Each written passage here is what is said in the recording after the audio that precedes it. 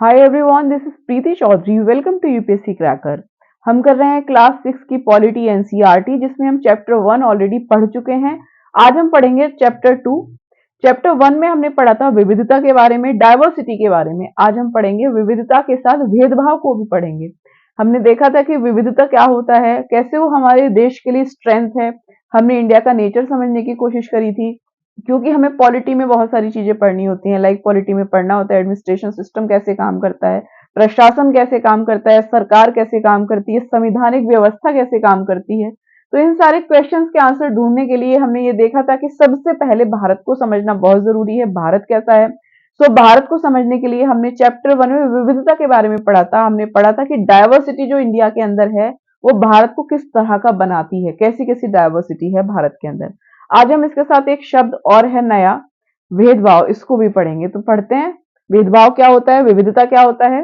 देखिए, विविधता पढ़ा था हमने फर्स्ट चैप्टर में। डाइवर्सिटी हमने पढ़ा था कि डाइवर्सिटी क्या होता है, वो कौन कौन से आधार हैं जो लोगों को अलग अलग बनाते हैं। हमने पढ़ा था कि हम लोग आपस में धर्म के आधार पर अलग हैं, हमारी भाषाएं अलग हैं, हमारी जो संस्कृति है, हमारा रहन सहन, हमारी वेशभूषा, हमारा खान पान, ये जो सारी चीजें हैं वो अलग अलग हैं। ये भारत के अंदर विविधता पाई जाती है।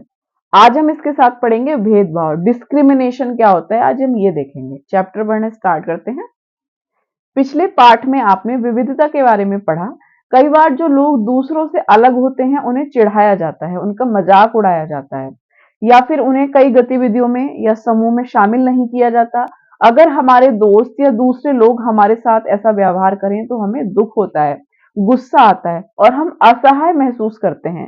क्या आपने कभी सोचा है कि ऐसा क्यों होता है? इस पाठ में हम ये समझने की कोशिश करेंगे कि ऐसे अनुभव हमारे समाज से और हमारे आसपास मौजूद असमानताओं से कैसे जुड़े हुए हैं। देखो, हमने पढ़ा था उसमें कि असमानता क्या होती है, गैर बराबरी क्या होती है। हमने ये पढ़ा था कि गरीबी और अमीरी की वजह से जो लोगों में डिफरेंसेस होते हैं वो क्या होते हैं, वो असमानता होती है, गैर बराबरी होती है, वो विविधता नहीं होती। जो डिस्क्रिमिनेशन होता है, जो भेदभाव होता है, वो असमानता के कारण भी हो सकता है। लोग क्या करते हैं, दूसरों को चिढ़ाते हैं, किस किस आधार पे चिढ़ाते हैं, क्या क्या रीजन हो सकते हैं, इसे देखते हैं। जैसे विविधता को हमने देखा था कि जो विविधता है, अगर आपने चैप्टर 1 नहीं पढ़ा है तो आप पहले चैप्टर 1 पढ़ लीजिए। विविधता क्या है, विविधता को हमने देखा था कि बहुत सारी भाषाएं हैं, धर्म है, लोगों के अलग अलग रहन सहन है, खान पान अलग है, अलग अलग त्योहार मनाते हैं हम लोग। तो ये सब क्या थी, फिर भी सब लोग एक साथ रहते हैं।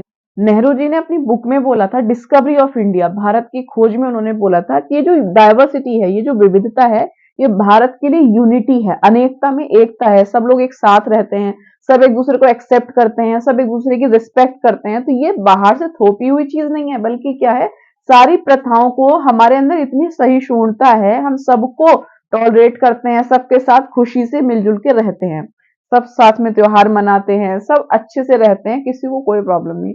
तो ये बाहर से थोपी हुई नहीं है, बल्कि इंटरनली है, हम इसको एक्सेप्ट करते हैं, हम एक दूसरे की रिस्पेक्ट करते हैं, इसलिए हमारे यहाँ अनेकता में एकता है, यूनिटी इन डाइवर्सिटी है। लेकिन हम ये देखेंगे कि यूनिटी इन डाइवर्सिटी तो है, ये स्ट्रेंथ तो है इंडिया की, लेकिन इससे कुछ प्रॉब्लम्स भी हो रही हैं। किस किस तरह की प्रॉब्लम्स हो रही हैं? जैसे जाति के आधार पर अगर हम देखें तो लोग एक दूसरे को नीचा ऊंचा आंकते हैं कि हम ऊंची जाति के हैं, आप नीची जाति के हैं। तो ये क्या है, ये गलत तरीका है ना, ये असमानता क्रिएट कर रहा है, ये भेदभाव क्रिएट कर रहा है।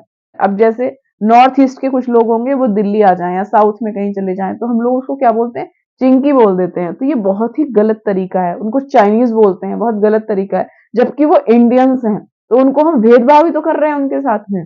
अब जैसे दिल्ली में लोग रहने आते हैं, अब अलग अलग रिलीजन के हों, तो इट मे बी पॉसिबल कि किसी को किराए पे आसानी से रेंट पे जो है घर मिल जाए और किसी को ना मिले। तो ये भी क्या है, ये भी डिस्क्रिमिनेशन है।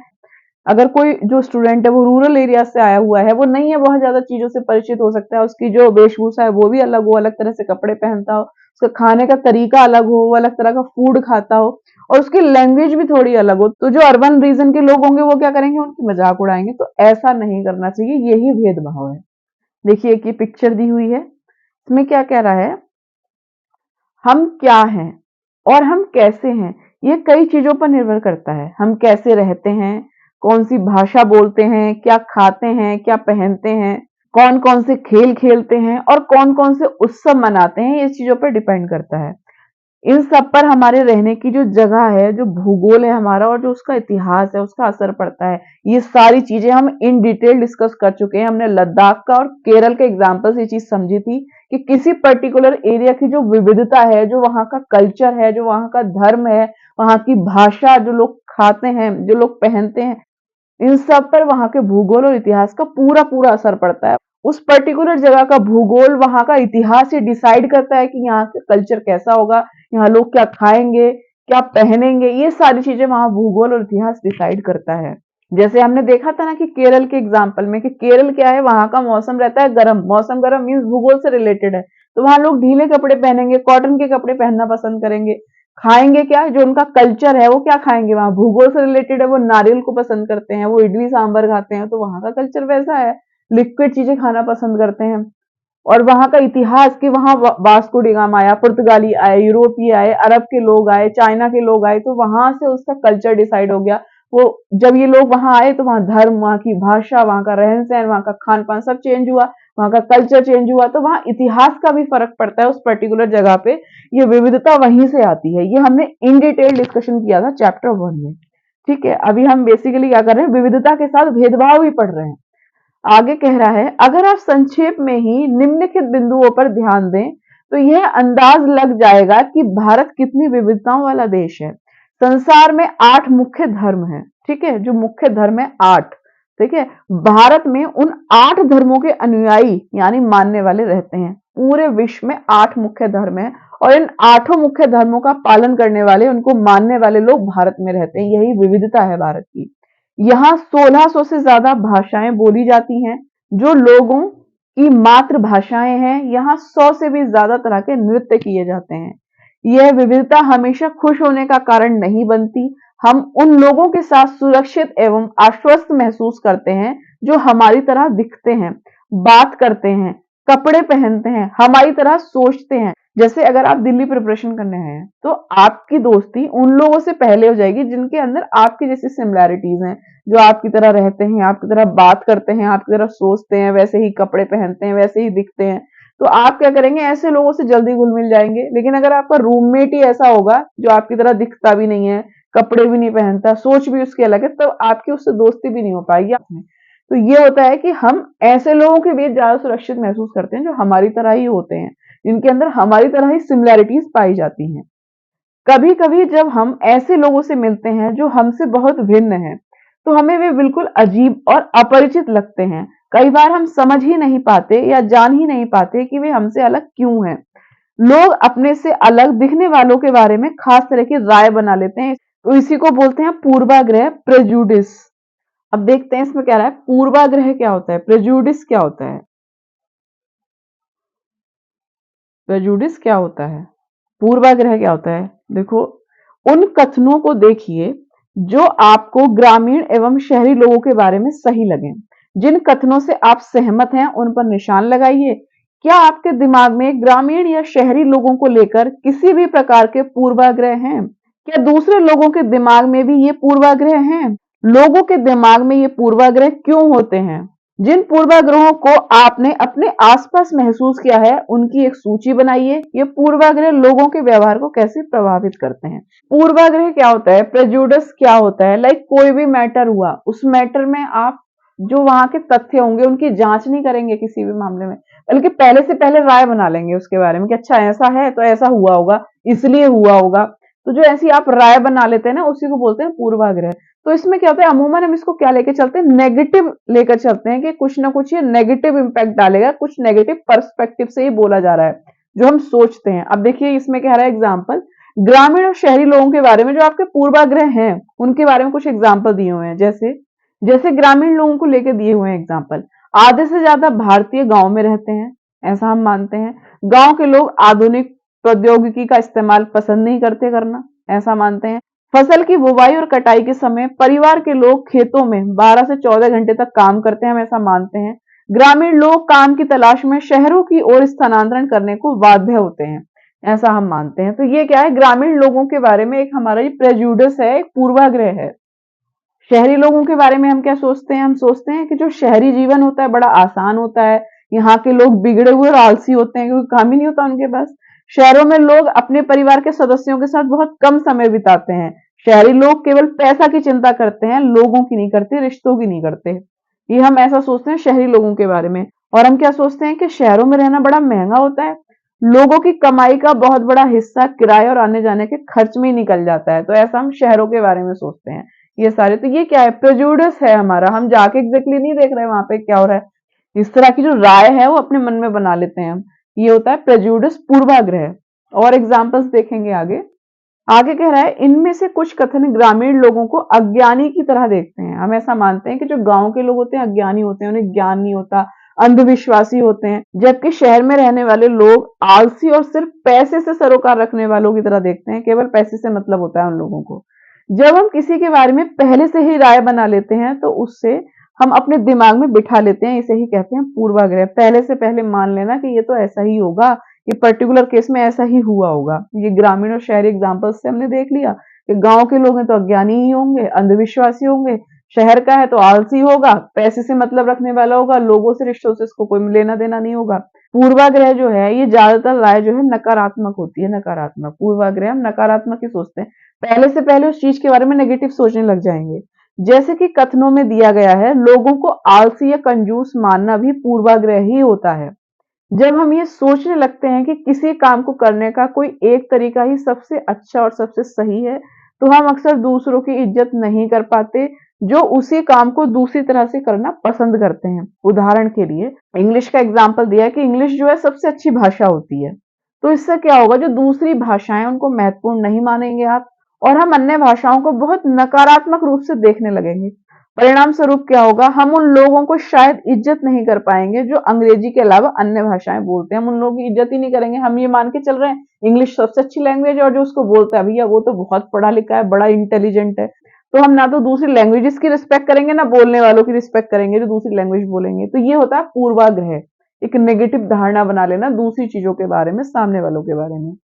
हम कई चीजों के बारे में ही पूर्वाग्रही हो सकते हैं। लोगों के धार्मिक विश्वास, उनकी चमड़ी का रंग जो होता है, जिस क्षेत्र से वो आते हैं, जिस तरह से वो बोलते हैं, जैसे कपड़े पहनते हैं इत्यादि। देखिए, धार्मिक विश्वास, ठीक है, बहुत ज्यादा डिस्क्रिमिनेशन अगर आप देखेंगे, भेदभाव भारत के अंदर देखेंगे तो सबसे ज्यादा हिंदू मुस्लिम्स में दिखता है कि उस पर्टिकुलर धर्म को मानने वाला है तो ऐसा होगा, उस पर्टिकुलर रिलीजन को मानने वाला है तो ऐसा होगा। चमड़ी का रंग देखिए, चमड़ी के रंग का तो आप एग्जाम्पल अमेरिका में देख सकते हैं, वहां पे कितने सारे केसेस आते हैं, व्हाइट लोग, ब्लैक लोग, यही सब चलता रहता है वहां पे। जिस क्षेत्र से आते हैं, क्षेत्र से, जैसे नॉर्थ ईस्ट के लोग साउथ को अजीब लगता है और साउथ वाले नॉर्थ ईस्ट को पसंद नहीं करते, या नॉर्थ वाले साउथ, साउथ वाले नॉर्थ, ये सब चलता रहता है। दिल्ली में यहाँ बहुत सारे एग्जाम्पल अभी हमने देखा कि चिंकी बोल देते हैं आप मुंह उठा के, तो कितनी गलत चीज है ये। चाइनीज बोल देते हैं जबकि वो इंडियंस है, तो भेदभाव हुआ ना उनसे एक तरीके का, तो ये भेदभाव नहीं करना चाहिए। अक्सर दूसरों के बारे में बनाए गए पूर्वाग्रह इतने पक्के होते हैं कि हम उनसे दोस्ती नहीं करना चाहते। इस वजह से कई बार हमारा व्यवहार ऐसा होता है कि हम उन्हें दुख पहुंचा देते हैं। आगे कह रहा है, लड़के और लड़की में भेदभाव। लड़का और लड़की में किस तरह का भेदभाव होता है? समाज में लड़के और लड़कियों में कई तरह से भेदभाव किया जाता है। हम सभी इस भेदभाव से परिचित हैं। एक लड़का या लड़की होने का अर्थ क्या होता है? आप में से कई लोग कहेंगे हम लड़के या लड़की की तरह जन्म लेते हैं, यह तो ऐसे ही होता है, इसमें सोचने वाली क्या बात है। आइए देखें कि सच्चाई क्या यही है। अब देखिए एग्जाम्पल्स देखेंगे, जो जो लाइन में पढ़ूंगी आप खुद सोचते चले जाना कि हम किसके बारे में क्या सोचते हैं, कौन सा काम लड़कियां करती हैं, कौन से काम लड़के करते हैं। नीचे दिए गए कथनों की सूची में से तालिका को भरिए और अपने उत्तर के कारणों पर चर्चा कीजिए कि आप इस तरह का उत्तर क्यों दे रहे हैं। जैसे हम बोले, वे बहुत ही सुशील होती हैं, कौन होते हैं? लड़कियां। ऑब्वियसली लड़कों के बारे में आप ऐसा मानते ही नहीं है, तो ये आपका पूर्वाग्रह है, प्रिजुडिस है। उनका बात करने का जो तरीका है वो बड़ा सौम्य और मधुर है, बड़ी सॉफ्ट स्पोकन होती हैं, कौन? लड़कियां। वे शारीरिक रूप से बलिष्ठ होते हैं, कौन? लड़के। वे शरारती हैं, कौन? राउडी, राउडी राठौर, अक्षय कुमार, लड़के। वे नृत्य करने और चित्रकारी में निपुण हैं, लड़कियां। वे रोते नहीं, कौन? लड़के। वे उद्यमी हैं, कौन? लड़के। वे खेल में निपुण हैं, कौन? लड़के।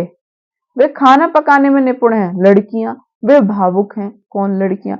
अब समझ रहे हैं, ये पढ़ते ही आपके दिमाग में एक पूर्वाग्रह बन गया, प्रिजुडिस बन गया।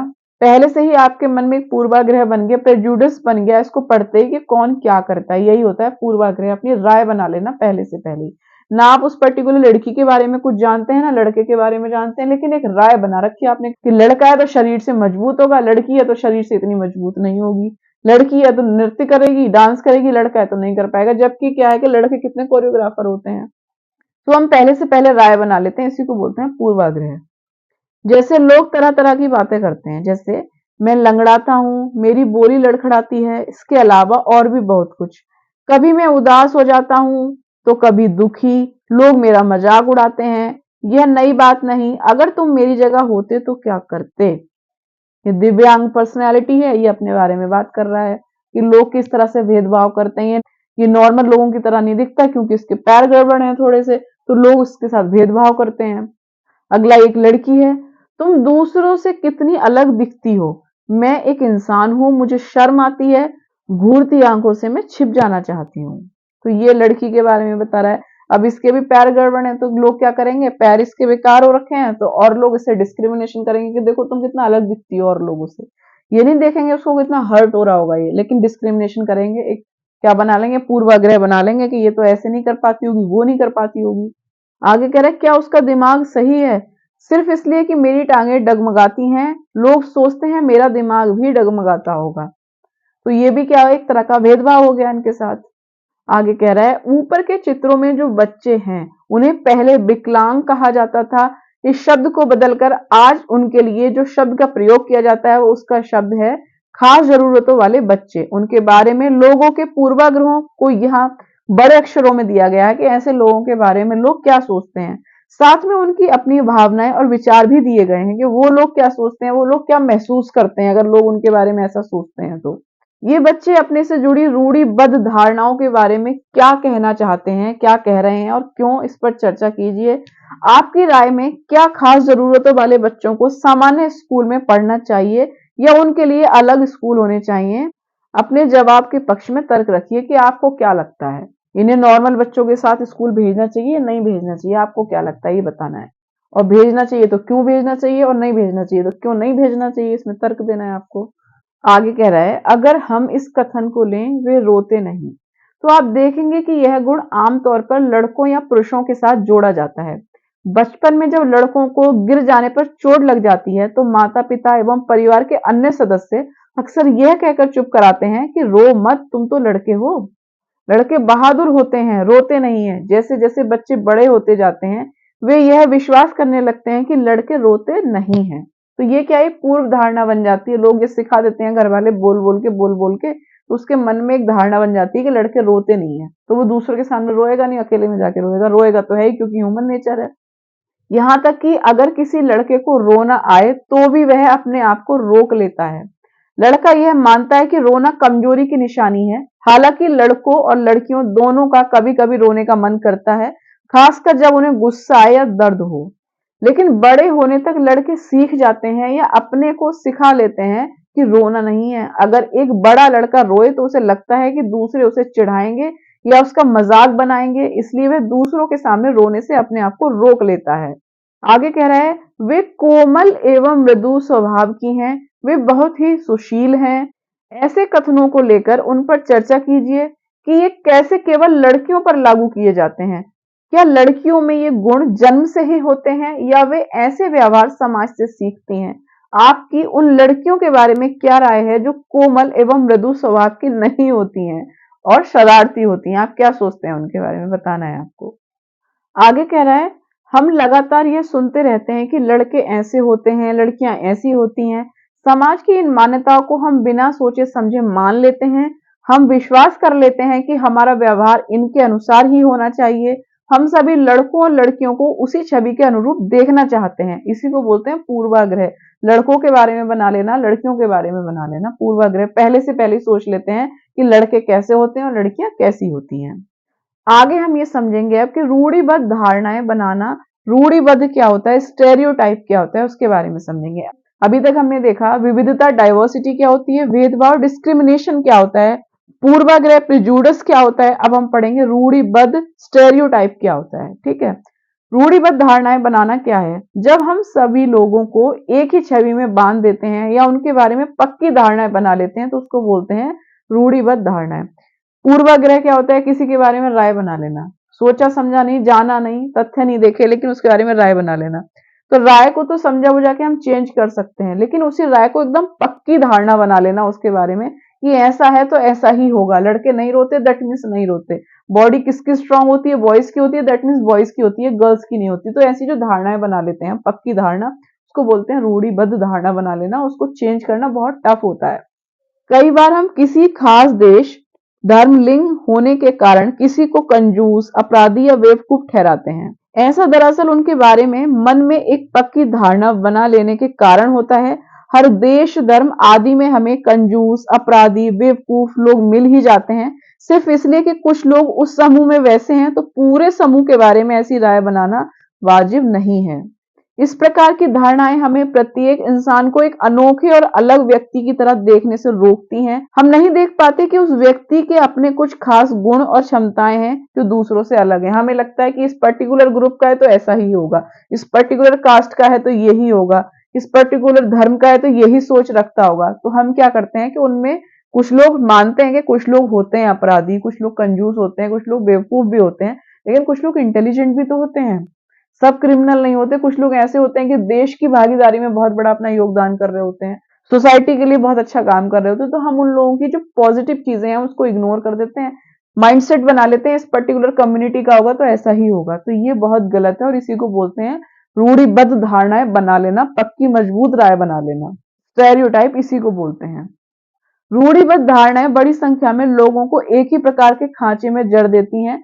जैसे माना जाता था कि हवाई जहाज उड़ाने का काम लड़कियां नहीं कर सकती, केवल लड़के ही करेंगे। पहले से पहले ही रूढ़िबद्ध धारणा बना ली कि प्लेन उड़ाएगा तो लड़का ही होगा, लड़की नहीं हो सकती।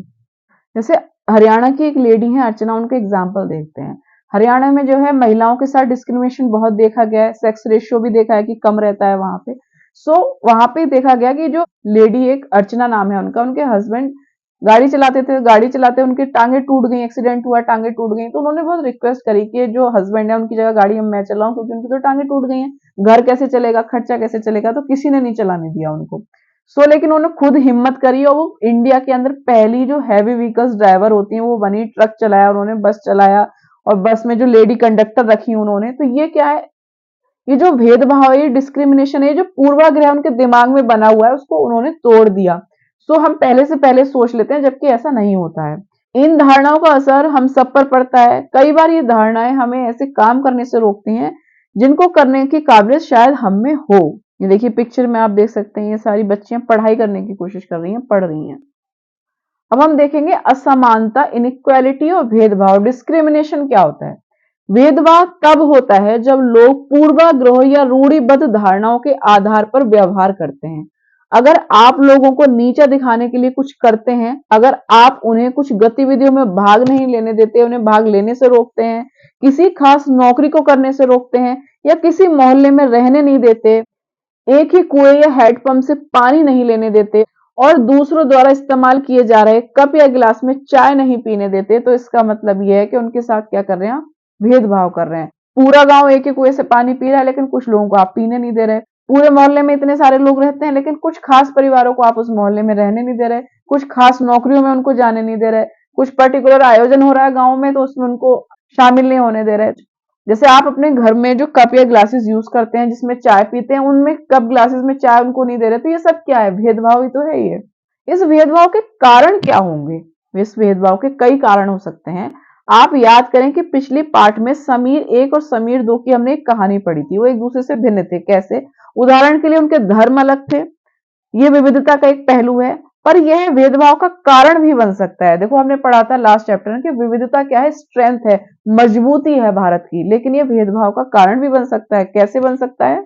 ऐसा तब होता है जब लोग अपने से भिन्न प्रथाओं और रिवाजों को निम्न कोटि का मानते हैं। लोग ये मानते हैं कि अच्छा, इसके यहाँ जो कस्टम्स फॉलो होते हैं, इनके यहाँ जो रीति रिवाज है, इनके जो प्रथाएं, वो हमसे तो निम्न कोटि की है, हम उच्च जाति के, हमारे यहाँ अच्छी प्रथाएं हैं, इनकी प्रथाएं खराब है, हमसे निम्न है। लोग ऐसा सोचते हैं, तो भेदभाव होता है। दोनों समीरों में एक और अंतर था, उनकी आर्थिक पृष्ठभूमि। कैसे? समीर दो कौन था? समीर दो वो था जो बच्चा न्यूज़पेपर बेचता था। गरीब विविधता का पहलू नहीं है। जो गरीबी है वो विविधता का पहलू नहीं है। ये क्या है? ये असमानता है। बहुत लोगों के पास अपने खाने, कपड़े, घर की जो मूल जरूरतों को पूरा करने के लिए साधन और पैसे नहीं होते हैं, इस कारण दफ्तरों, अस्पतालों और स्कूलों आदि में उनके साथ भेदभाव किया जाता है। गरीबी के आधार पे भेदभाव हो रहा है, असमानता के कारण भेदभाव हो रहा है उनके साथ। कुछ लोगों को विविधता और असमानता पर आधारित दोनों ही तरह के भेदभाव का सामना करना पड़ता है। एक तो इस कारण कि वे उस समुदाय के सदस्य हैं जिनकी संस्कृति को मूल्यवान नहीं माना जाता है। ऊपर से यदि वे गरीब हैं तो उनके पास अपनी जरूरतों को पूरा करने के साधन ही नहीं होते, तो इस आधार पर भेदभाव किया जाता है उनके साथ। ऐसे दोहरे भेदभाव का सामना कई जनजातीय लोगों, धार्मिक समूह और खास क्षेत्र के लोगों को करना पड़ता है।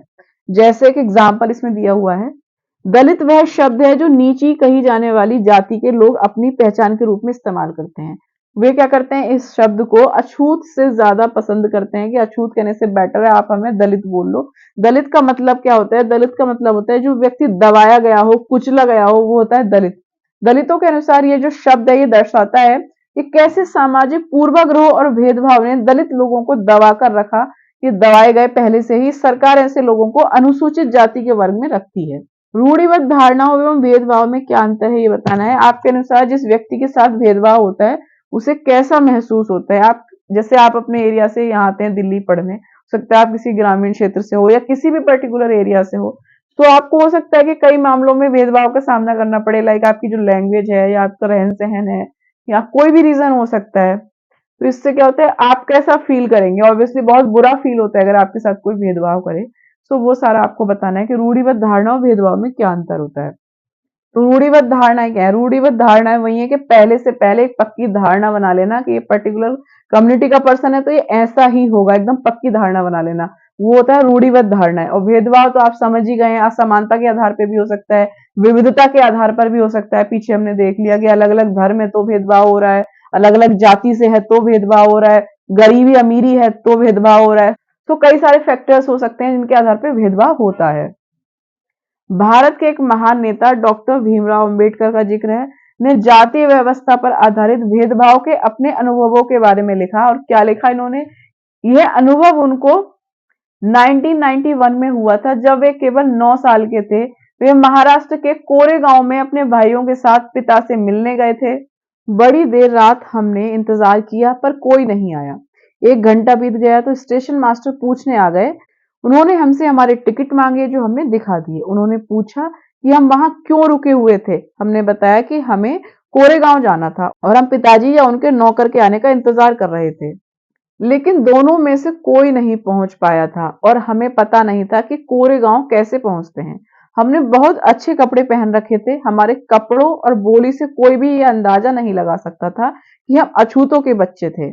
निश्चय ही स्टेशन मास्टर को यह लगा था कि हम ब्राह्मण के बच्चे हैं और वे हमारी मुश्किल को देखकर बड़े परेशान हुए, जैसा कि हिंदुओं में होता ही है। स्टेशन मास्टर ने हमसे पूछा कि हम कौन हैं। बिना एक पल भी सोचे मेरे मुंह से निकल गया कि हम महार हैं। बंबई प्रांत में महार समुदाय को अछूत माना जाता था। उनको एकदम से धक्का लगा, वे भौचक्के रह गए, उनके चेहरे पर अचानक परिवर्तन हुआ। हमने देख लिया कि एक अजीब सी घृणा की भावना उन पर हावी हो गई थी। उन्होंने जैसे ही मेरा जवाब सुना वे अपने कमरे में वापस चले गए और हम वहीं के वहीं खड़े रह गए। 15-20 मिनट बीत गए थे, सूरज बिल्कुल छिप सा गया था। पिताजी आए नहीं और ना ही उनका नौकर। अब स्टेशन मास्टर भी हमें छोड़कर चले गए थे। हम काफी घबराए हुए थे। ये देखिए अंबेडकर और उनके भाई स्टेशन पे वेट कर रहे हैं अपने पिताजी का, उनके नौकर का, और ये स्टेशन मास्टर उनसे बात कर रहे हैं। पिक्चर में इनको दिखाया है। यहाँ देखिए बैलगाड़ियां खड़ी हुई हैं, ये ट्रेन खड़ी हुई है, इसमें दिखाया है पिक्चर में। यात्रा के शुरू में जो खुशी और उत्साह की भावना थी उसकी जगह अब अत्यधिक उदासी ने ले ली थी। आधे घंटे के बाद स्टेशन मास्टर लौट कर आए तो पूछा कि हम क्या करने की सोच रहे हैं। हमने कहा अगर हमें किराए पर एक बैलगाड़ी मिल जाती तो हम कोरेगांव जा सकते थे। अगर कोरेगांव ज्यादा दूर नहीं हो तो हम फौरन निकलना चाहते थे। वहां किराए पर कई बैलगाड़ियां चल रही थी, लेकिन मैंने स्टेशन मास्टर को जवाब दिया था कि हम महार हैं, उसका पता सबको चल गया था। कोई भी गाड़ीवान अछूत वर्ग की सवारी को ले जाकर अपने आप को गंदा और नीचा नहीं बनाना चाहता था। हम दोगुना किराया देने को तैयार थे, पर हमें एहसास हुआ कि बात पैसे से नहीं बन सकती थी। स्टेशन मास्टर जो हमारे लिए गाड़ी वालों से मोल तोल कर रहे थे चुपचाप खड़े हो गए। समझ नहीं आ रहा था कि क्या करें। अब कुछ क्वेश्चन है कि बच्चे पैसे देने को तैयार थे फिर भी गाड़ी वालों ने उन्हें ले जाने के लिए क्यों मना कर दिया था, ये क्वेश्चन है। क्योंकि वो महार थे। भेदभाव हो रहा था जाति के आधार पर। स्टेशन पर लोगों ने डॉक्टर अंबेडकर उनके भाइयों के साथ कैसा भेदभाव किया था, जाति के आधार पर भेदभाव हो रहा था। महार होने का पता चलने पर स्टेशन मास्टर की जो प्रतिक्रिया हुई थी उसे देखकर बचपन में अंबेडकर को कैसा लगा होगा, अपने शब्दों में इसका वर्णन कीजिए। कितना बुरा लगता है, बच्चा बचपन से ये सारी चीजें देख रहा है तो उसका जो सेल्फ कॉन्फिडेंस है वो तो बिल्कुल जीरो ही हो जाता है। किस तरह का भेदभाव उसके साथ हो रहा है। क्या आपको कभी अपने प्रति लोगों के पूर्वाग्रह का अनुभव हुआ है, या आपने दूसरों के प्रति भेदभाव भरे व्यवहार को देखा है?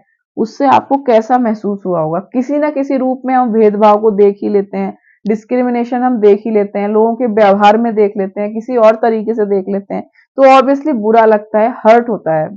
और यहाँ तो पूरा ये है कि पूरी पढ़ी लिखी फैमिली है, देख कर नहीं आप पहचान सकते महार है क्या ब्राह्मण है। लेकिन अंबेडकर जी जो अपने बारे में कह रहे हैं कि कोई देखकर भी नहीं पहचान सकता कि बच्चे ब्राह्मण है या महार हैं, लेकिन केवल जाति के आधार पर इस तरह का डिस्क्रिमिनेशन हुआ। बच्चों के मन पे इसका कितना गलत प्रभाव पड़ता होगा, वो कितना बुरा फील करते होंगे इस चीज के लिए। कल्पना करके देखिए कि यह कितना मुश्किल होगा अगर लोगों को एक जगह से दूसरी जगह ना जाने दिया जाए। यह कितना अपमानजनक और दुखदाई होगा अगर लोग आपसे दूर दूर रहें, आपको छूने से मना करें और आपको पानी न पीने दिया जाए। ये कितना अपमानजनक, कितना दुखदाई होगा ये। अब हम देखेंगे कि भीमराव अंबेडकर कौन थे जिनकी एक कहानी इसमें दी हुई है, उनकी चर्चा इसमें क्यों है। देखिए, डॉक्टर भीमराव अंबेडकर 1891 से 1956 ये इनका जन्म हुआ है और मृत्यु हुआ है, को भारतीय संविधान के पिता एवं दलितों के सबसे बड़े नेता के रूप में जाना जाता है।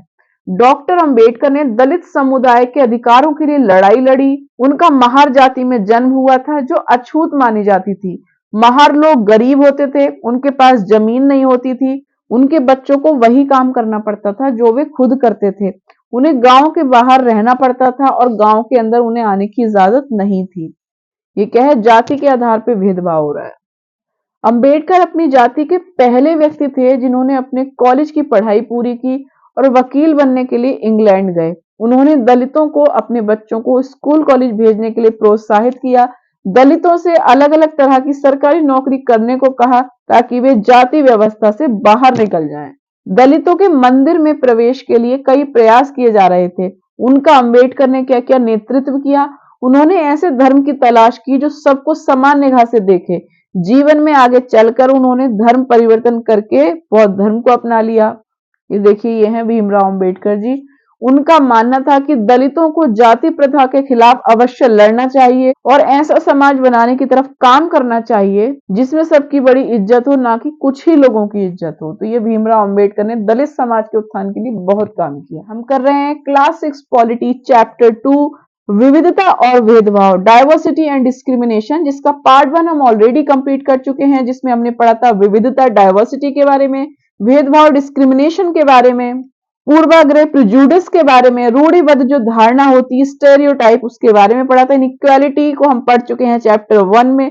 बहुत सारी चीजें हमने पढ़ी। आज हम पढ़ेंगे समानता के लिए संघर्ष। हमने पढ़ा था डॉक्टर भीमराव अंबेडकर की एक स्टोरी हमने देखी थी कि जाति के आधार पर किस तरह से भेदभाव हुआ। महार जाति से वो बिलोंग करते थे। भीमराव अंबेडकर ने बौद्ध धर्म को अपना लिया था, जिससे क्या हुआ कि जो वो धर्म ऐसा धर्म बनाना चाहते थे, ऐसा धर्म अपनाना चाहते थे जो सबको समानता की निगाह से देखे। तो ये समानता क्या है, ठीक है, आज उसके बारे में पढ़ेंगे कि लोग इक्वालिटी के लिए लोगों ने कितना फाइट किया, क्या हुआ हमारी सोसाइटी में। जाति के आधार पर जिस तरह का डिस्क्रिमिनेशन था, जिस तरह का भेदभाव समाज में था, उसको कैसे समानता लेकर आए, उसके लिए कैसे संघर्ष किया, वो देखते हैं। समानता के लिए संघर्ष। ब्रिटिश शासन से आजादी पाने के लिए जो संघर्ष किया जा रहा था उसमें समानता के व्यवहार के लिए किया गया संघर्ष भी शामिल है।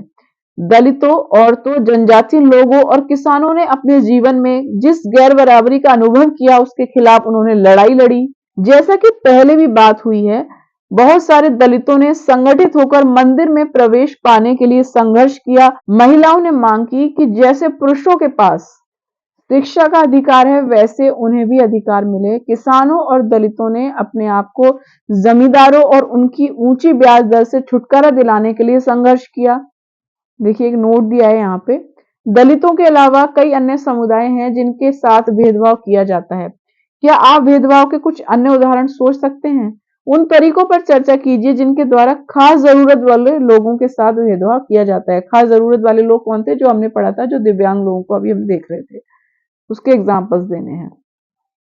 यहाँ हम पढ़ रहे हैं कि लोगों ने समानता के लिए किस तरह से संघर्ष किया। 1947 में जब भारत आजाद हुआ और एक राष्ट्र बना, तो हमारे नेताओं ने समाज में व्याप्त कई तरह की असमानताओं पर विचार किया। संविधान को लिखने वाले लोग भी इस बात से अवगत थे कि हमारे समाज में कैसे भेदभाव किया जाता है और लोगों ने उसके खिलाफ किस तरह संघर्ष किया है। देखिए, जब देश आजाद हुआ था और हम एकदम फ्रीडम सबको दे देते, तो क्या होता कि कुछ खास वर्गों के नीचे कुछ चुनिंदा वर्ग आ जाते। लेकिन हमने पहले किया, हमने पहले समानता दी सबको कि सब आप इक्वल हैं। अगर हम आपको फ्रीडम देंगे तो इसका मतलब ये नहीं है कि कुछ लोग नीचे हैं कुछ लोग ऊंचे हैं, ऐसा नहीं होगा, बल्कि सब लोग इक्वल होंगे, सब लोग समान होंगे। इसलिए कोई भी वर्ग किसी दूसरे वर्ग को अपने नीचे दबाने की कोशिश नहीं करेगा। इसलिए हमने क्या किया, लोग इतना संघर्ष भी कर रहे थे कि हमें समानता चाहिए, चाहे वो दलित वर्ग रहा हो, अनुसूचित जाति के लोग रहे हो, महिला रही हो, या कोई दूसरे लोग जो दिव्यांग हो, तो सब लोग संघर्ष कर रहे थे अपने लिए। किसान अपने लिए संघर्ष कर रहा था, जमींदारों से बचने के लिए, ऊंची ब्याज दरों से बचने के लिए, तो सबको समानता लाने की कोशिश की गई। कैसे? कई नेता इन लड़ाइयों के हिस्से थे, जैसे डॉक्टर भीमराव अंबेडकर। इसलिए नेताओं ने संविधान में ऐसी दृष्टि और लक्ष्य रखा जिससे भारत में सभी लोगों को बराबर माना जाए। समानता को एक अहम मूल्य की तरह माना गया है, जो हम सभी को एक भारतीय के रूप में जोड़ती है। प्रत्येक व्यक्ति को समान अधिकार, समान अवसर प्राप्त हैं। अस्पृश्यता यानी छुआछूत को अपराध की तरह देखा जाता है और इसे कानूनी रूप से खत्म कर दिया गया है। पहले से पहले ही सबको समानता दे दी गई, असमानता को खत्म कर दिया कानूनी रूप से। लोग अपनी पसंद का काम चुनने के लिए बिल्कुल आजाद हैं। पहले हमने क्या पढ़ा था? कास्ट सिस्टम देखा था हमने, कास्ट सिस्टम विविधता का पार्ट नहीं, असमानता का है, कि आप जिस जाति में पैदा हुए हैं उसी तरह का काम करेंगे। कुम्हार के घर में पैदा हुए हैं तो बर्तन ही बनाएंगे मिट्टी के, आप कोई दूसरा काम नहीं कर सकते। लेकिन यहाँ क्या किया हमने? सबको समानता दे दी, कानूनी रूप से ये चीज खत्म कर दी। अब हमने सबको राइट दे दिया, सबको राइट दे दिया कि आप जिस तरह का काम करना पसंद करना चाहें वैसा काम करने के लिए आप बिल्कुल फ्री हैं, एकदम आजाद हैं। नौकरियां सभी लोगों के लिए खुली हुई हैं। इन सब के अलावा संविधान ने सरकार पर यह विशेष जिम्मेदारी डाली। देखिए, इस पिक्चर में आप देख सकते हैं अपने अधिकारों की मांग करती हुई महिलाएं, आप इस पिक्चर में देख सकते हैं। अब इसमें देख सकते हैं भारत का संविधान लिखने वाली समिति के कुछ सदस्य यहाँ बैठे हुए हैं, आप इसको देख सकते हैं। हम पढ़ रहे हैं कि संविधान ने सरकार पर कुछ विशेष जिम्मेदारी डाली है। कौन सी? कि वह गरीबों और मुख्य धारा से अलग थलग पड़ गए समुदायों को एक समानता के अधिकार के फायदे दिलवाने के लिए विशेष कदम उठाए। ये सरकार की जिम्मेदारी है। संविधान के लेखकों ने यह भी कहा कि विविधता की इज्जत करना, उसे मूल्यवान मानना समानता सुनिश्चित करने में बहुत ही महत्वपूर्ण कारक है। उन्होंने यह महसूस किया कि लोगों को अपने धर्म का पालन करने, अपनी भाषा बोलने, अपने त्योहार मनाने और अपने आप को खुले रूप से अभिव्यक्त करने की आजादी होनी चाहिए, फ्रीडम टू स्पीच होना चाहिए। उन्होंने कहा कि कोई एक भाषा, धर्म, त्योहार सबके लिए अनिवार्य नहीं बनाना चाहिए। उन्होंने जोर दिया कि सरकार सभी धर्मों को बराबर मानेगी, इसलिए भारत एक धर्मनिरपेक्ष देश है। भारत का अपना कोई धर्म नहीं है, लेकिन भारत के अंदर जितने भी धर्म हैं और उन धर्म का पालन करने वाले जो लोग हैं, उनको जो भारत है वो क्या करता है, संविधान राइट देता है कि ठीक है, आप किसी पर्टिकुलर धर्म को प्रैक्टिस करना चाहते हैं तो आप एकदम फ्री हैं, आप उसको प्रैक्टिस कर सकते हैं। और भारत का अपना कोई धर्म नहीं है, लेकिन सभी धर्मों की रक्षा करना ये भारत के संविधान में लिखा हुआ है, सरकार का कर्तव्य है। जहां लोग बिना भेदभाव के अपने धर्म का पालन करते हैं, इससे हमारी एकता के महत्वपूर्ण कारक के रूप में देखा जाता है कि हम इकट्ठे रहते हैं और एक दूसरे की इज्जत करते हैं। हालांकि हमारे संविधान में इन विचारों पर जोर दिया गया, पर यह पाठ इसी बात को उठाता है कि असमानता आज भी मौजूद है। समानता वह मूल्य है जिसके लिए हमें निरंतर संघर्ष करता रहना होगा। भारतीयों के लिए समानता का मूल्य वास्तविक जीवन का हिस्सा बने, सच्चाई बने, इसके लिए लोगों के संघर्ष, उनके आंदोलन और सरकार द्वारा उठाए जाने वाले कदम बहुत जरूरी हैं। देखिए, भारत का संविधान जो लिखा गया था उसमें उद्देशिका का ये पेज दिया हुआ है। हम भारत के लोग भारत को एक संपूर्ण प्रभुत्व संपन्न समाजवादी पंथ निरपेक्ष लोकतंत्रात्मक गणराज्य बनाने के लिए तथा उसके समस्त नागरिकों को सामाजिक, आर्थिक और राजनीतिक न्याय, विचार, अभिव्यक्ति, विश्वास, धर्म और उपासना की स्वतंत्रता, प्रतिष्ठा और अवसर की समानता प्राप्त कराने के लिए तथा उन सब में व्यक्ति की गरिमा और राष्ट्र की एकता और अखंडता सुनिश्चित करने वाली बंधुता बढ़ाने के लिए दृढ़ संकल्प होकर अपनी इस संविधान सभा में आज तारीख 26 नवंबर 1949 को एदोत द्वारा इस संविधान को अंगीकृत, अधिनियमित और आत्मार्पित करते हैं। ये लिखा हुआ है। ये है वो भूमिका जिसके आधार पर पूरा संविधान काम करता है, सरकार काम करती है। सरकार का ये कर्तव्य होता है कि उद्देशिका में जो चीजें दी हुई हैं वो सरकार देश के अंदर उसको लागू करे। तो यह है भारतीय संविधान की उद्देशिका। संविधान का पहला पृष्ठ जिसमें स्पष्ट कहा गया कि सभी भारतीयों को समान प्रतिष्ठा और समान अवसर प्राप्त होना चाहिए। इसमें दिया कि लोगों को किस तरह के न्याय मिले, सामाजिक, आर्थिक और राजनीतिक न्याय मिले, विचार, अभिव्यक्ति, विश्वास, धर्म और उपासना की स्वतंत्रता हो और प्रतिष्ठा और अवसर की समानता हो। तो ये सारी चीजें दी हुई हैं। इसको इन डिटेल हम अभी आगे पढ़ेंगे, जब हम संविधान के बारे में पढ़ेंगे इन डिटेल इस पे चर्चा करेंगे। ये तो की पॉइंट्स हैं, इन पे तो चर्चा करनी ही करनी है। इसी के आधार पर सरकार अपने कर्तव्यों का पालन करती है और यही भूमिका बनाता है कि कैसे संविधान के आधार पर लोगों को क्या क्या सुविधाएं देनी चाहिए। सो इन डिटेल तो हम इसके आगे चर्चा करेंगे ही। अब क्वेश्चन दिए हुए हैं, बच्चों वाला क्वेश्चन, इसको आपको पढ़ने की वैसे जरूरत तो है नहीं, इसमें मैचिंग करनी है। क्वेश्चन देख लेते हैं। निम्नलिखित कथनों का मेल कराइए। रूढ़िबद्ध धारणाओं को कैसे चुनौतियां दी जा रही हैं, इस पर चर्चा कीजिए। दो डॉक्टर खाना खाने बैठे थे। उनमें से एक ने मोबाइल पर फोन करके अपनी बेटी से बात की जो उस समय स्कूल से लौटी थी। डॉक्टर की बेटी थी, सक्षम था, स्कूल जा रही थी, बच्ची अपने घर आई थी, वो बात कर रहा था, मोबाइल से बात कर रहा था। जिस बच्चे ने चित्रकला और प्रतियोगिता जीती थी वह मंच पर किससे गया? पुरस्कार लेने के लिए पहियों वाली कुर्सी पर गया। ये बच्चा बेचारा क्या है? दिव्यांग है, खास जरूरत वाला बच्चा है। संसार के सबसे तेज धावकों में से एक दमा का पुराना मरीज है।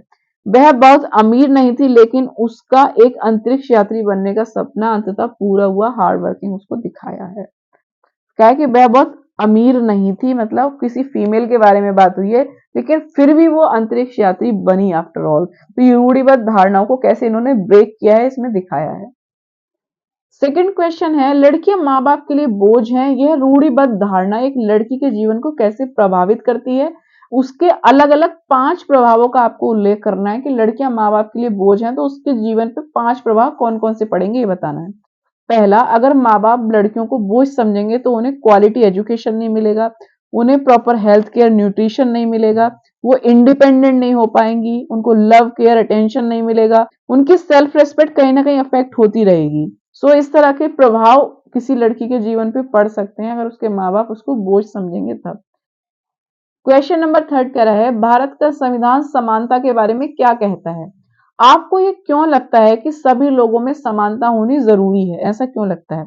तो संविधान क्या कहता है, पहले ये देख लेते हैं समानता के बारे में। संविधान कहता है everyone has equal rights and opportunities. सबके पास इक्वल राइट होने चाहिए, सबके पास इक्वल अपॉर्चुनिटीज होनी चाहिए, समान अधिकार होने चाहिए, समान अवसर सबके पास होने चाहिए। और जो अनटचेबिलिटी है, जो छुआछूत है, ये क्या है? ये क्राइम है, इसलिए कानूनी रूप से उसको हटा दिया गया है। अनटचेबिलिटी एक क्राइम है। तीसरा, people are free to choose the kind of work they wish to do. लोग जिस तरह का काम करना पसंद करते हैं वो उस तरह का काम कर सकते हैं। ऐसा कोई जातिबद्ध नहीं होना चाहिए कि इस जाति का बंदा है तो इसी जाति का काम करेगा, ऐसा नहीं होना चाहिए। तो संविधान उसको इस तरह की जो है फ्रीडम देता है। और government jobs are open to all people. जो गवर्नमेंट जॉब्स हैं, सरकारी नौकरियां हैं, वो सबके लिए खुली हैं, कोई भी सरकारी नौकरी कर सकता है। तो ये तो समानता देता है संविधान। और इन सब के लिए जो गवर्नमेंट को रिस्पॉन्सिबिलिटी देता है संविधान कि आप कुछ ऐसे स्टेप उठाइए जिसकी वजह से राइट टू इक्वलिटी मेंटेन रहे। अब देखिए समानता जरूरी क्यों है? महिला अपने लिए अधिकार मांग रही है कि भाई पुरुषों को जितना समान वेतन देते हैं वैसा हमें भी दो। पुरुषों को आप पढ़ा सकते हैं तो हमें भी पढ़ाइए। गरीब किसान कह रहा है कि जमींदारों को जो हमसे ऊंची ब्याज वसूल रहा है हमें समानता दो, ये जमींदार हमारा शोषण कर रहे हैं, इसको हटाइए। अम्बेडकर का हमने एग्जाम्पल देख ही लिया, जाति के आधार पर कैसे असमानता हो रही थी। तो उस असमानता को खत्म करने के लिए, भेदभाव को खत्म करने के लिए समानता लानी समाज में बहुत जरूरी है। चौथा क्वेश्चन ऐसा है जो आप अपनी क्लास में डिस्कस कर सकते हैं। जैसे कह रहा है कि कई बार लोग हमारी उपस्थिति में ही पूर्वाग्रह से बड़ा आचरण करते हैं। ऐसे में अक्सर हम कोई विरोध करने की स्थिति में नहीं रहते क्योंकि मुंह पर तुरंत कुछ कहना मुश्किल पड़ जाता है। अपनी कक्षा को 2 समूहों में बांटिए और प्रत्येक समूह पर चर्चा करें कि दी गई परिस्थितियों में वे क्या करेंगे। जैसे पहला कह रहा है कि गरीब होने के कारण एक सहपाठी को आपका दोस्त चिढ़ा रहा है, तो आप क्या करेंगे? 2 ग्रुप आपस में इसमें चर्चा करें। दूसरा कह रहा है आप अपने परिवार के साथ टीवी देख रहे हैं, उनमें से कोई सदस्य किसी खास धार्मिक समुदाय पर पूर्वाग्रहग्रस्त टिप्पणी करता है, तो ये भी चर्चा कीजिए आपकी क्या आपकी राय होनी चाहिए इस बारे में, लोगों को ऐसा करना चाहिए नहीं करना चाहिए। तीसरा कह रहा है आपकी कक्षा के बच्चे एक लड़की के साथ मिलकर खाना खाने से इनकार कर देते हैं क्योंकि वे सोचते हैं कि वह गंदी है, जाति के आधार पर हो सकता है। चौथा कह रहा है किसी समुदाय के खास उच्चारण का मजाक उड़ाते हुए कोई आपको चुटकुला सुनाता है। पांचवा कह रहा है लड़के लड़कियों पर टिप्पणी कर रहे हैं कि लड़कियां उनकी तरह खेल नहीं सकती।